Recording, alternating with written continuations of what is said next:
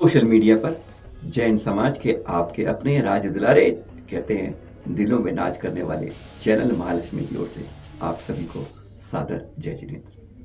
आज हम बात कर रहे हैं आपसे श्री सम्मेद शिखर जी के इतिहास की। गजब का इसका इतिहास है। हैरानगी की इस बात की होती है अनादि निधन तीर्थ, और इस बार भी 20 तीर्थंकर और कोड़ा कोड़ी कितने मुनिराज यहाँ से सिद्धालय गए हैं। आज हम वहां से आपको शुरुआत के इतिहास से बताते हैं, पर एक हैरानगी की बात है इसमें, आज भी कहीं इसके बारे में शिलालेख नहीं मिलता है, जो इतिहासकारों के शोध का विषय आज भी जारी है। चलिए आज शुरुआत करते हैं पहले पार्ट 1 के अंदर, आजादी से पहले शिखर जी का वह इतिहास जो जैन समाज को जानना चाहिए। ढाई द्वीप में कुल 170 सम्मेद शिखर होते हैं। उनमें जम्बू द्वीप के भरत क्षेत्र का सम्मेद शिखर जी, हाँ यही है वह जो पारसनाथ हिल के नाम से भी सुविख्यात है। आज से 2800 वर्ष पूर्व यहीं से हमारे 23वें तीर्थंकर पारसनाथ तीर्थंकर भी सिद्धालय गए थे, और उन्हीं के नाम पर यह पड़ गया पारसनाथ हिल। वैसे यहां से उसके अलावा कहते हैं इस सुप्रसिद्ध प्रति से 20 तीर्थंकर और 86 अरब 488 कोड़ा कोड़ी 40 कौड़ी 1027 करोड़ 38 लाख 70,323 महामुनिराज भी कर्मों का नाश कर सिद्धालय गए हैं। ऐसी पावन धरा है। अनादि निधन तीर्थ होने के बावजूद इसका कोई शिलालेख प्राचीन आज तक नहीं मिलता। वो जरूर हमें हतप्रभ करता है, जिसकी गहन शोध इतिहासकारों को करनी चाहिए। इस सम्मेद शिखर जी का सबसे पहला उल्लेख 2री सदी में आचार्य श्री यति शब्द द्वारा तिलोय पड़ती के 20 तीर्थंकरों द्वारा सम्मेद शिखर से मुक्ति प्राप्त करने का विस्तार से उसमें वर्णन किया है। वह सबसे पहला उल्लेख मिलता है। 7वीं सदी में पद्म पुराण में आचार्य रविसेन द्वारा इसके बारे में कहा गया। 8वीं सदी में हरिवंश पुराण में आचार्य जिनसेन द्वारा इसके बारे में कहा गया, और 9वीं सदी में उत्तर पुराण में आचार्य गुणबद्ध स्वामी ने इसके बारे में लिखा। यानी यह सबसे प्राचीन यानी 10वीं सदी से पहले का इतिहास कहते हैं। ये तो था हमारे शास्त्रों से, पर अब बताते हैं आपको, ये जो टोंक देखते हैं ना आप, यहाँ पहले मंदिर थे।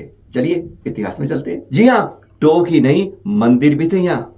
कुमरिया जी तीर्थ में स्थित प्राचीन शिलालेख से ज्ञात होता है कि श्री वीर चंद्र जी ने सन 1218 ईस्वी में ही पारसनाथ पर्वत पर जिन मंदिरों की प्रतिष्ठा कराई थी जो पहले यहां से समाप्त हो गए थे। कहते हैं कि सौधर्म में जब स्वस्ति लगाए थे उसके बाद यहां पर जिन मंदिर थे समय से बेटे, और फिर 1288 में इनका उल्लेख आया।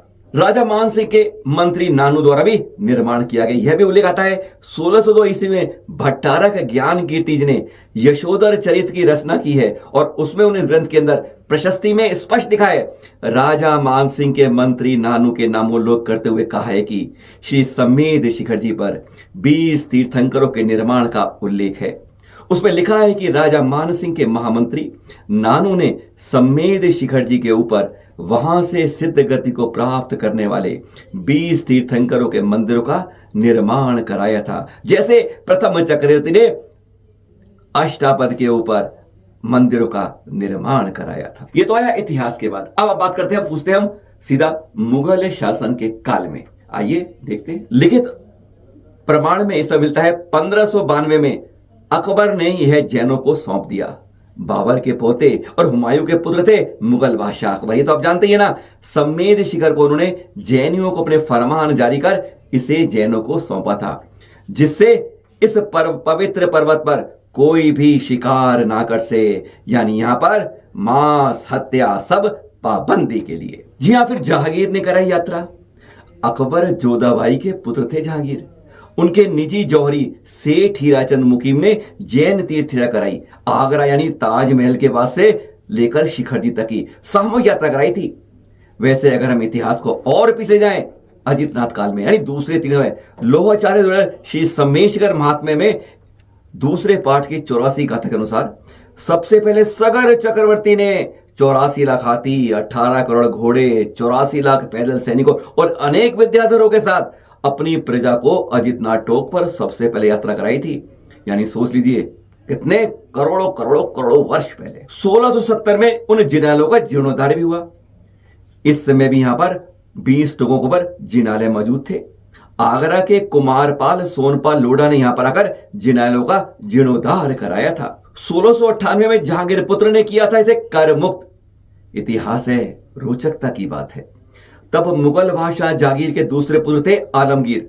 उन्होंने देखा कि लोग यहाँ पर कितने धार्मिक विधि जाते हैं, इसलिए सब में शिकड़ियों ने कर मुक्त करने के आदेश जारी कर दिए। 1768 में खुशाल चंद ने करवाया जीर्णोद्धार। जी हाँ, फिर 1768 जो रिकॉर्ड में दर्ज है, मुर्शिदाबाद पश्चिम बंगाल के सेठ खुशाल चंद ने पारसनाथ पर्वत पर जीर्णोद्धार का कार्य कराया। तब तक पुराने जो निर्माण थे सब खत्म हो चुके थे। अब वो कैसे कराएं, किस टोक पर क्या है? तब उन्हें स्वप्न आया कि पहाड़ पर जहां जहां केसर के स्वस्तिक दिखे और जितने जितने स्वस्तिक दिखे उस तीर्थंकर की वही टोक समझ लीजिए, वही निर्माण स्थल।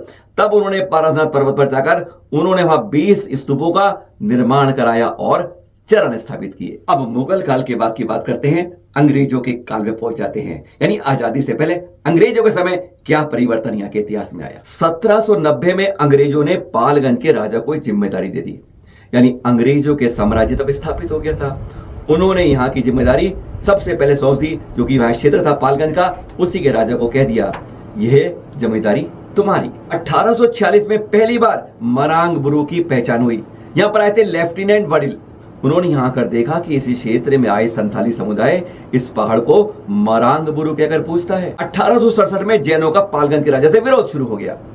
हमें अपना तीर्थ इसे मानते हैं जैन समाज वाले, और पालगंज का राजा बधाई दे रहा है, शुल्क कर रहा है, गैर जिम्मेदाराना बातें कर रहा है। मालिकाना हक के लिए एक दूसरे पर मुकदमा दायर कर दिया गया।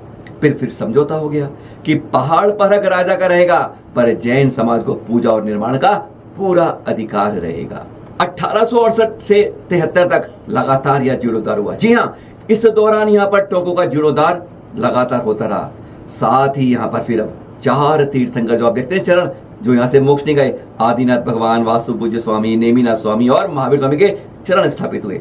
साथ में श्वेतांबर संप्रदाय के रूप से ऋषिवानंद, चंद्रानंद, वारिशीन और वर्धमान श्वेतांबर अमानाओं से भी यहाँ पर स्थल बना दिए गए। बात है 1868 से 1873 के बीच। 1876 में अंग्रेजी कारखाने के लिए दे दी गई बात, यानी राजस्व के लाजा में पालगंज के राजा ने 1876 में यहाँ पर सम्मेर शिखर जी की 2000 एकड़ जमीन एक अंग्रेज कंपनी बोहम को दे दी।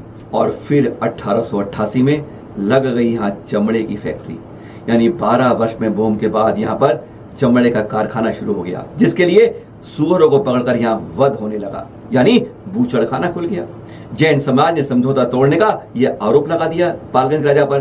बात अंग्रेजी अदालत पहुंच गई। फैसला यह हुआ कि हक तो राजा का ही होगा, पर बूचड़खाना बंद हो। नोट करने वाली बात, 25 जून 1892 को एक महत्वपूर्ण फैसला आया।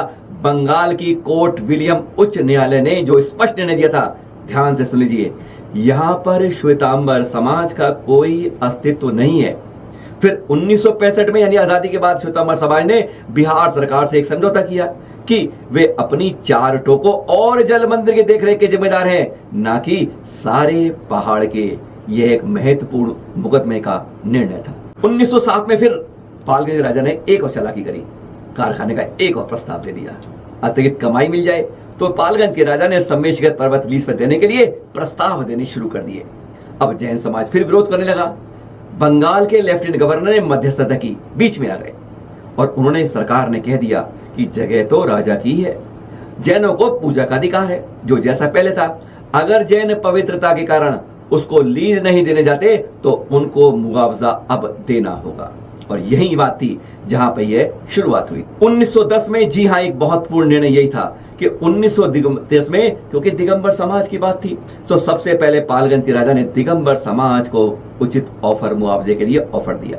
लेकिन जैन समाज ने जो गलती की, जिसको आज तक भुगत रहा है, उन्होंने गंभीरता से नहीं लिया और कोई भी राशि देने के लिए आगे नहीं आया। 9 मार्च 1918 का वह दिन था जब राय बहादुर बद्रीदास मुकीम जी ने वह राशि पालगंज के राजा को दे दी। 2,42,000 एकमुश्त दिया और कहा कि 4,000 प्रतिवर्ष मैं मुआवजे के रूप में देता रहूंगा और जैनों के लिए अधिकार खरीद ली। अब जैन समाज फिर विरोध में हो गए, आपस में दोनों बट गए। दिगंबर समाज द्वारा मालिकाना हक की चुनौती हजारीबाग अदालत में दी गई। वाद संख्या नोट कर लीजिए 288 1912 की, और वह तारीख थी 31 अक्टूबर 1916 जब ये महत्वपूर्ण निर्णय आया। विद्वान न्यायाधीश ने निर्णय दिया कि गणधर टोंक सहित, जी हाँ एक बार दोबारा बोलते हैं, सुन लीजिए चक्कर, गणधर टोंक सहित सभी टोकों के चरण चिन्ह दिगंबर रामनाई के हैं। इसके बाद तो बस दोनों समुदाय में विवाद गहराता गया और स्थानीय संताली समाज भी अदालत में आ गया। देश आजाद हो गया और उसके बाद विवाद गहराता गया। अब दिगंबर श्वेतांबर श्वेतांबर के साथ सरकार भी आ गई। कल जानकारी लेंगे उसकी पूरी कि क्या हुआ आजादी के बाद।